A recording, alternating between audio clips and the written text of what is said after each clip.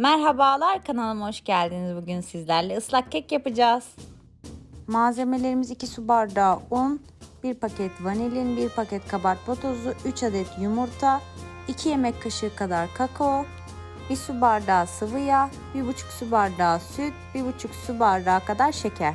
Islak kekin yumurta kokmaması için yumurta ve şekeri güzelce çırpmak gerekir. Hem hamurunuz daha güzel kabarır hem de hamurunuz yumurta kokmaz. Yumurta ve şekeri nasıl güzel çırpılır onu göstereceğim. Ay döktüm. It was at this moment he knew. He fucked up. Dökmedim. Güzelce çırpmayın. En iyisi bir yere koyun. Ve dikkatlice dökmeyin. Şeker ve yumurtayı çırptıktan sonra sütü, yağı ekliyoruz. Ardından unumuzu, kabartma tozu, vanilin, kakaoyu ekleyip çırpma işlemine devam ediyoruz.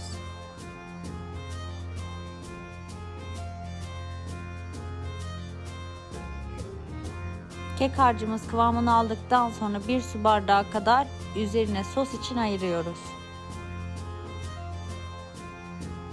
Tereyağımızı borcamı sürüyoruz.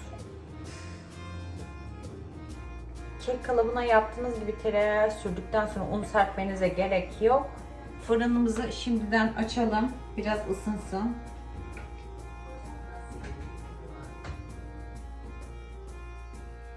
Ne göstereceğim size. Böyle pastanın kenarına süs olarak yaparsınız ya, aynı onun gibi oldu. Pastayı yapmaya çalışsam olmaz. Burası ayrı konu ama şimdi böyle güzel oldu. Sakarlığım yine üstünde benim. Her zamanki gibi. Ama tadı güzel olmuş. Kakaosu yerinde. Şimdi ne yapıyoruz?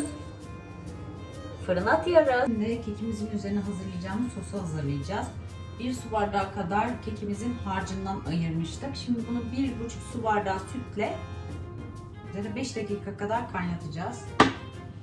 Önce sütümüzü koyuyoruz. Tabii ocağın altında yakmayı unutmayın. Yaktık. Sütümü koyuyorum. Harcımı koyuyorum. Sırlayayım. Telefonu sütle sabitlediğim için yarım bardak sütle şimdi katıyorum. Bütün videolarda kullandığım bir kelime vardır. Üzerine bir de böyle bir efekt koyarım. Karıştırıyoruz. Kek piştikten sonra 5 dakika kadar soğuması için bekletiyoruz. Benim borcamım hala sıcaktı. Keki parçaları bölüp üzerine deliyorum. Islattığımda daha iyi emebilsin diye. Keki 1-2 saat bekletirseniz çekecektir. Ben video için hızlı kestim. Beni izlediğiniz için teşekkür ederim.